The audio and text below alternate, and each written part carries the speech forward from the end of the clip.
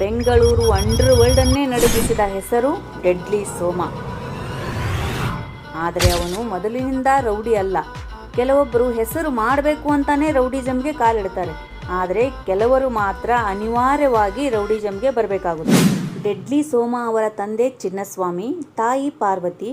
ಅವರ ಕುಟುಂಬ ತುಂಬ ಶ್ರೀಮಂತವಾಗಿತ್ತು. 248 ಎಕರೆ ಜಮೀನು, 80 ಎಕರೆ ತೋಟ ಹಾಗೂ ಬೆಂಗಳೂರಿನಲ್ಲಿ ಅಗರಬತ್ತಿ ಫ್ಯಾಕ್ಟರಿಯೂ ಇತ್ತು. ತುಂಬ ಒಳ್ಳೆ ಸಂಸ್ಕಾರ ಹೊಂದಿದ ಕುಟುಂಬವಾಗಿತ್ತು. ಸೋಮ ಬಾಲ್ಯದಲ್ಲಿ ರೌಡಿ ಅಲ್ಲ, ತುಂಬ ಬುದ್ಧಿವಂತ ವಿದ್ಯಾರ್ಥಿ. ಬಸವ ಮತ್ತು ರಾಜಶೇಖರ್ ಅವನ ಅತ್ಯಂತ ಆತ್ಮೀಯ ಸ್ನೇಹಿತರು. ಈ ಮೂವರು ಕೂಡ ರ್ಯಾಂಕ್ ಸ್ಟೂಡೆಂಟ್ಸ್ ಆಗಿದ್ದರು. ಹಾಗೆ ಎಲ್ಲ ಆಟ ಪಾಠಗಳಲ್ಲಿಯೂ ಭಾಗವಹಿಸುವಂಥವರು, ಒಳ್ಳೆಯ ವಿದ್ಯಾರ್ಥಿಗಳಾಗಿದ್ದರು. ಆದರೆ ಕಾಲೇಜು ಜೀವನದಲ್ಲಿ ನಡೆದ ಒಂದೇ ಒಂದು ಘಟನೆ ಸೋಮನ ಜೀವನವನ್ನೇ ಬದಲಿಸಿತು. ಒಂದು ದಿನ ಕಾಲೇಜಿನಲ್ಲಿ ಕಬಡ್ಡಿ ಪಂದ್ಯ ನಡೆಯುತ್ತಿತ್ತು. ಎದುರಾಳಿ ತಂಡದ ನಾಯಕ ಮಣಿ ಅನ್ನುವ ಹುಡುಗ.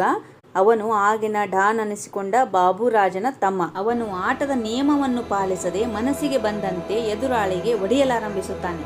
ಆಗ ಗುಂಪಿನಲ್ಲಿ ಕುಳಿತ ಒಬ್ಬರಿಂದ, ಆಟನ ಸರಿಯಾಗಿ ಆಡೋ, ಆಟನ ಆಟದ ಥರ ಆಡೋ ಎಂಬ ಸೌಂಡು ಕೇಳಿ ಬರುತ್ತದೆ.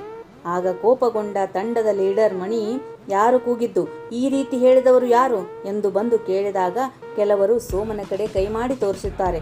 ಆದರೆ ಸೋಮ ಶಾಂತವಾಗಿ, ನಾನು ಹೇಳಿಲ್ಲ ಎಂದು ಹೇಳಿದರೂ ಆ ಲೀಡರ್ ಅವಾಚ್ಯ ಶಬ್ದಗಳಿಂದ ಸೋಮನನ್ನು ಬೈಯಲಾರಂಭಿಸುತ್ತಾನೆ. ಕೊನೆಗೆ ಅಮ್ಮನ ಹೆಸರು ಹಿಡಿದು ಬೈದಾಗ ಸೋಮನಿಗೆ ವಿಪರೀತ ಕೋಪ ಬರುತ್ತದೆ.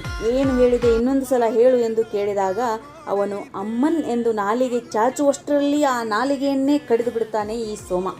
ಅವನು ಗಂಭೀರ ಗಾಯಗೊಳ್ತಾನೆ. ಜೀವನದಲ್ಲಿ ಮುಂದೆ ಮಾತನಾಡಲಿಕ್ಕೆ ಬಾರದಷ್ಟು ನಾಲಿಗೆಯನ್ನೇ ಕತ್ತರಿಸಿ ಬಿಟ್ಟಿರುತ್ತಾನೆ ಈ ಸೋಮ.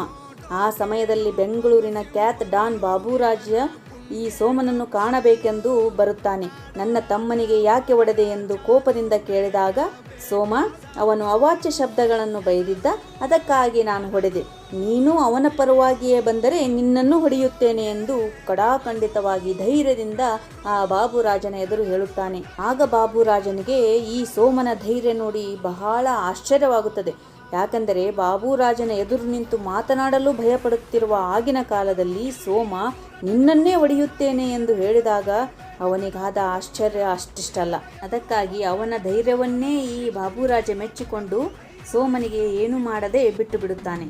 ಆದರೆ ಸೋಮನ ಜೀವನದಲ್ಲಿ ನಡೆದ ಇನ್ನೊಂದು ದೊಡ್ಡ ಘಟನೆಯಿಂದಾಗಿ 6 ವರ್ಷಗಳ ಕಾಲ ಜೈಲಿಗೆ ಹೋಗಬೇಕಾಗುತ್ತದೆ. ಯಾಕೆ ಜೈಲಿಗೆ ಹೋದ, ಏನಿರ್ಬೋದು ಅನ್ನೋದನ್ನ ತಿಳ್ಕೊಳ್ಳಿಕ್ಕೆ ಪಾರ್ಟ್ 2ಗಾಗಿ ನಮ್ಮ ಪೇಜ್ನ ಫಾಲೋ ಮಾಡಿ.